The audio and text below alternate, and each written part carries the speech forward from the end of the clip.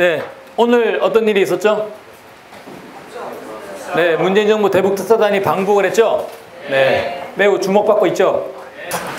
그리고 일단 특사단의 이 내용에 대해서, 그리고 지금 대북 특사단이 방북이 됐는데 그들이 어떤 입장을 가져야겠는가, 그런 부분들을 간단하게 말씀을 올리겠습니다.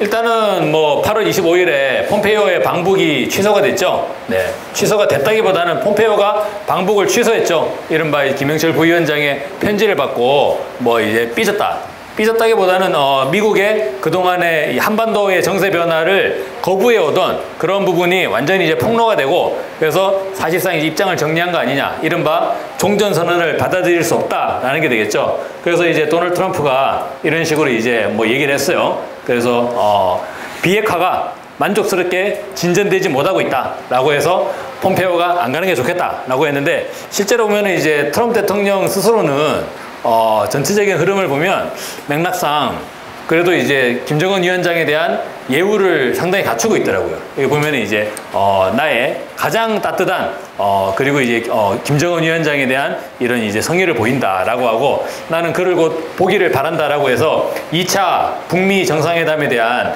타진들도 이제 그런 전망들도 간단하게 나오긴 했었죠. 근데 어쩌다 보면 실제로 미국의 입장에서 본다면 비핵화 부분을 이제 앞세우면서 비핵화가 완성돼야 된다라고 얘기하면서 북한의 비핵화 조치 없이는 종전선언도 없다라는 게 지금까지 미국의 입장인 것으로 이렇게 보여지고 있습니다. 이렇게 되다 보니까 폼페이오의 방북도 이제 무산이 돼버리고, 폼페이오 방북이 무산되다 보니까 트럼프의 평양행위나 이런 부분들이 전부 다 이제 불투명해지는 이런 상황으로 가게 되죠. 다시 말해가지고 한반도의 이런 이른바 싱가포르 회동에서 합의를 했던 북한과 미국이 새로운 조미관계를 이제 찾아나가기로 한 그러한 부분이 지금 정체되고 있는 이런 상황이 초래되고 있는 것입니다. 그런 상황 속에서 9월 5일에 바로 오늘이죠. 이게 8월 31일입니다. 그죠? 그래서 8월 25일에 폼페이오의 방북이 이제 폼페이오가 방북을 취소를 하고, 그로부터 6일 뒤에 8월 31일에 문재인 정부가 대북 특사단을 평양에 파견하겠다라고 발표를 하게 됩니다.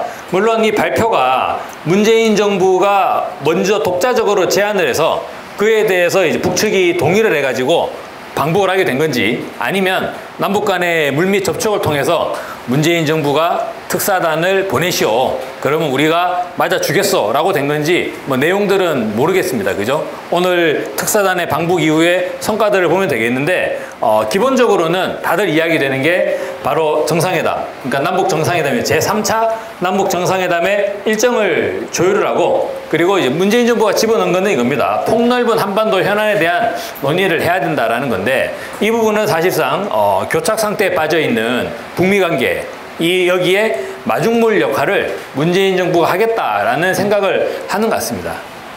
근데 8월 31일에 이러한 대북 특사단에 대한 문재인 정부의 제의가 북측의 동의를 통해 가지고 결정이 되고 난 이후에 바로 어제였습니다. 그죠?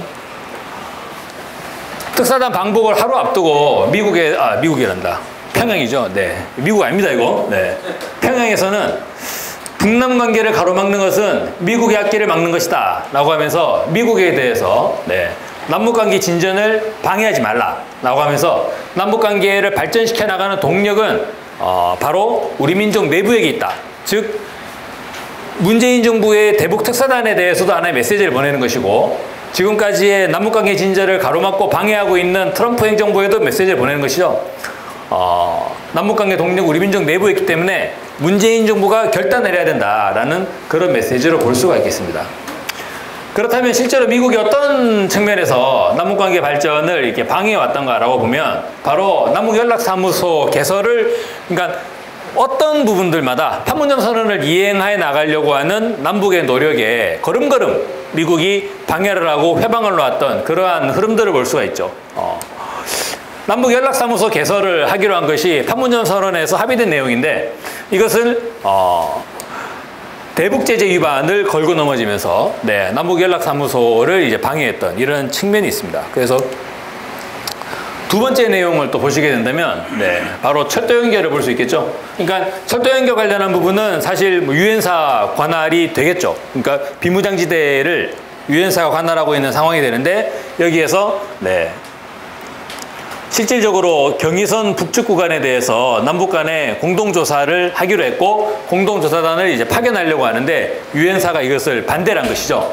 추진해 나가야 되는 사업들의 첫 단계마다 전부 다 네, 이른바 대북제재 그리고 북한의 비핵화 조치를 제시하면서 전부 다 제동을 걸어놓고 있는 이런 상황이 됩니다. 그러다 보니까 폼페이오의 방북이 무산이 되고, 즉 뭐 단순히 이제 북미 정상회담만 진행되지 않는 것이 아니라 미국의 입장을 본다면 남북관계 개선을 하나도 허용하지 않는다, 이런 흐름으로 볼 수 있겠죠. 그런 전국 속에서 지금 대북특사단이 방북을 했습니다. 1차 대북특사단이 언제 방북한지 아세요? 3월 5일이거든요. 뭐 오늘로부터 정확하게 6개월 전에 방북을 했는데, 네, 방북하고 6개월 만에 방북을 하게 되죠. 그 다음 특사단은 내년 3월에 갈까요? 3월 5일에 갈까요? 전혀 재미없는 이야기였어요. 네.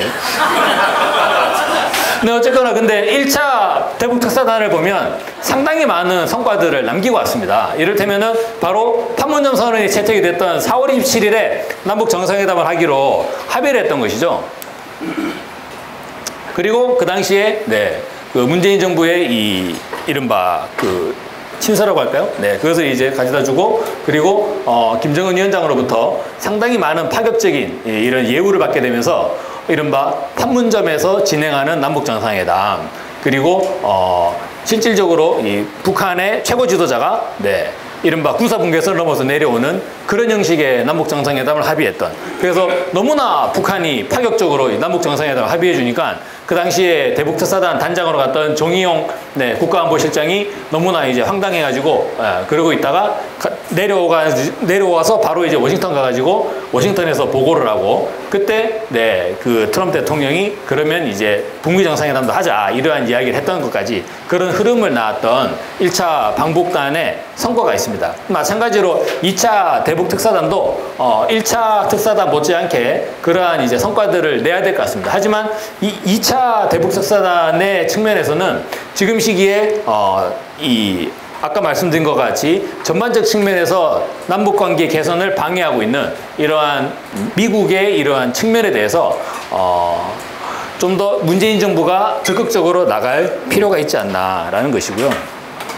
그래서 결국에는 지난 1차 남북정상회담이나 2차 남북정상회담에서 보여줬던 바와 같이 바로 남북이 힘을 합쳐가지고 네, 미국의 눈치를 볼 것이 아니라 남북이 힘을 합쳐서 이 전국 전환의 주인되게 나서는 그 과정에서 바로 남북관계 개선에 해법이 있고 길이 있다, 이렇게 보여지게 되겠습니다.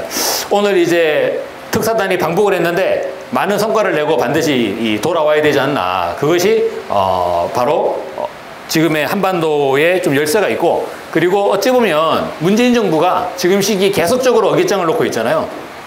근데 실제로 보면은 문재인 정부의 지지율이 엄청나게 떨어지는 소리가 많이 들리고 있지 않습니까?